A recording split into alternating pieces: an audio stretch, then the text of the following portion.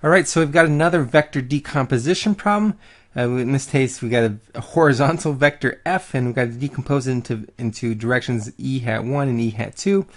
And the thing that's different about this problem, which compared to some of the other ones, is that this e hat 1 and e hat 2 direction, I'm representing their orientation not by some angle theta, but rather by these two lengths a and b.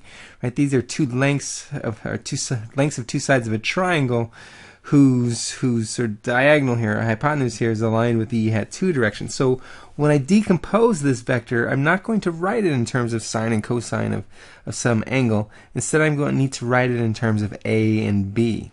So even though it looks different, the basic principles are the same. I'm going to write this thing as a vector triangle. So here's my vector f.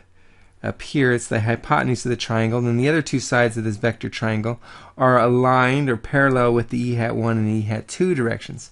So in particular, I'll take this f, I'll start at the base, and I'll go this way along the e hat 1 direction, and then this way along the minus e hat 2 direction. Again, I'm going tip to tail with these two vectors along the side of the triangle so that they add up to f. And then my procedure before was to identify an angle, right? But remember, an angle was not given to me. So just to make things a little easier, or grease the skids a little bit, I'm going to define an angle. So this is my own sort of internally defined angle theta.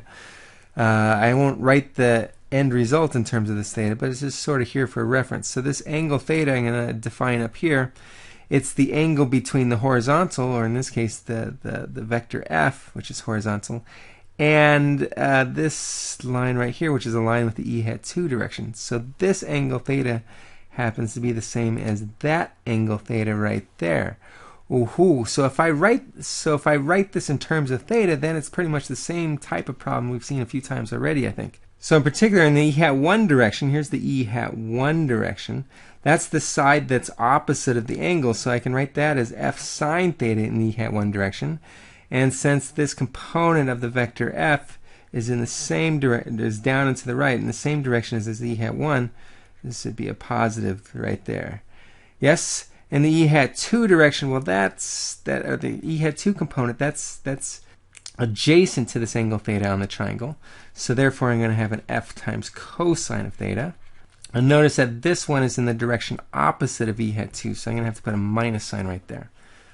So there's my vector decomposition in terms of theta, but I have to write the vector decomposition in terms of a and b, right? So now I'm going to go back to this triangle over here that I have and just use the definition of sine and cosine. So notice that cosine would be the adjacent side divided by the hypotenuse. So cosine is b. B is the adjacent side divided by the hypotenuse, which is a squared plus b squared square root, right? And similarly, the sine of theta, that's the opposite side, will have a in the numerator and the length of the hypotenuse in the denominator.